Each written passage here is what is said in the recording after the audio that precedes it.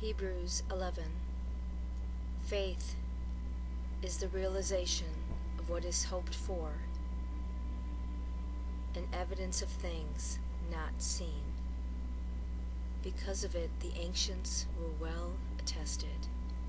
By faith we understand that the universe was ordered by the Word of God, so that what is visible came into being through the invisible. By faith, Abel offered to God a sacrifice greater than Cain's. Through this, he was attested to be righteous, God bearing witness to his gifts. And through this, through deed, and through this, though dead, he still speaks. By faith, Enoch was taken up, so that he should not see death. And he was found no more, because God had taken him. Before he was taken up, he was attested to have pleased God. But without faith, it is impossible to please him.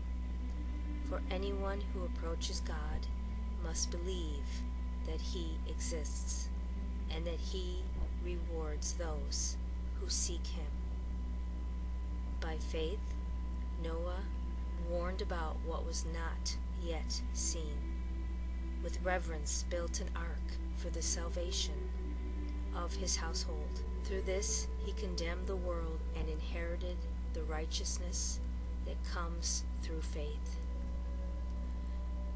By faith, Abraham obeyed what he was called to go out to a place that he was to receive as an inheritance. He went out, not knowing where he was going. By faith, he sojourned in the promised land as in a foreign country, dwelling in tents with Isaac and Jacob, heirs of the same promise, for he was looking forward to the city with foundations, whose architect and maker is God.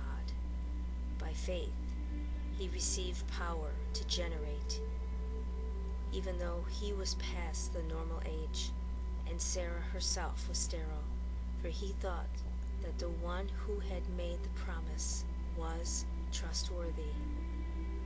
So it was that there came forth from one man, himself as good as dead, descendants as numerous as the stars in the sky, and as countless as the sands on the seashore. All these died in faith. They did not receive what had been promised, but saw it and greeted it from afar, and acknowledged themselves to be strangers and aliens on the earth. For those who speak thus show that they are seeking a homeland. If they had been thinking of the land from which they had come, they would have had opportunity to return. But now they desire a better homeland, a heavenly one.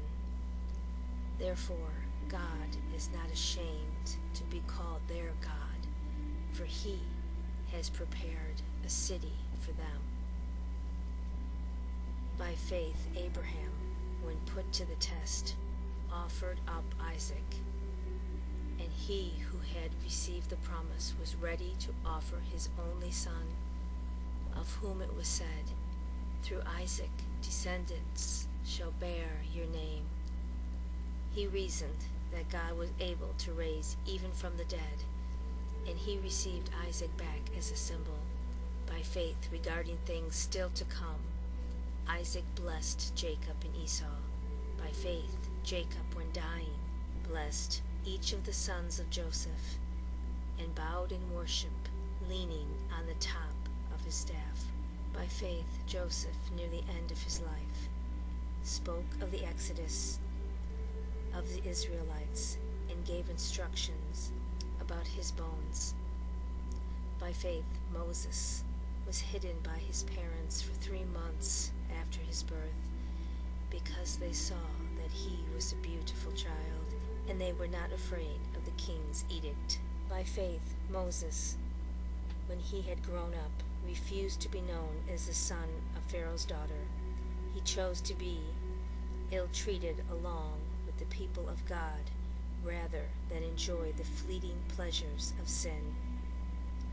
He considered the reproach of the anointed greater wealth than the treasures of Egypt, for he was looking to the great recompense. By faith he left Egypt, not fearing the king's fury, for he persevered as if seeing the one who is invisible. By faith he kept the Passover and sprinkled the blood, that the destroyer of the firstborn might not touch him.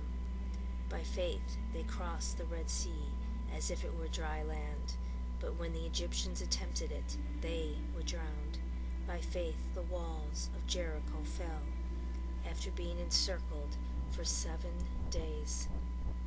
By faith Rahab the harlot did not perish with the disobedient, for she had received the spies in peace. What more shall I say? I have not time to tell of Gideon, of Barak, of Samson, Jephthah, of David, and Samuel, and the prophets, who by faith conquered kingdoms, did what was righteous, obtained the promise. They closed the mouths of lions, put out raging fires, escaped the devouring sword. Out of weakness they were made powerful, became strong in battle, and turned back foreign invaders. Women received back their dead through resurrection. Some were tortured, and it would not accept deliverance, in order to obtain a better resurrection. Others endured mockery, scourging, even chains and imprisonment. They were stoned, sawed in two, put to death at sword's point. They went about in skins of sheep or goats, needy, afflicted, tormented. The world was not worthy of them. They wandered about in deserts and on mountains, in caves and in crevices in the earth. Yet all these, though approved because of their faith, did not receive what had been promised. God had foreseen something better for us, so that without us they should not be made perfect.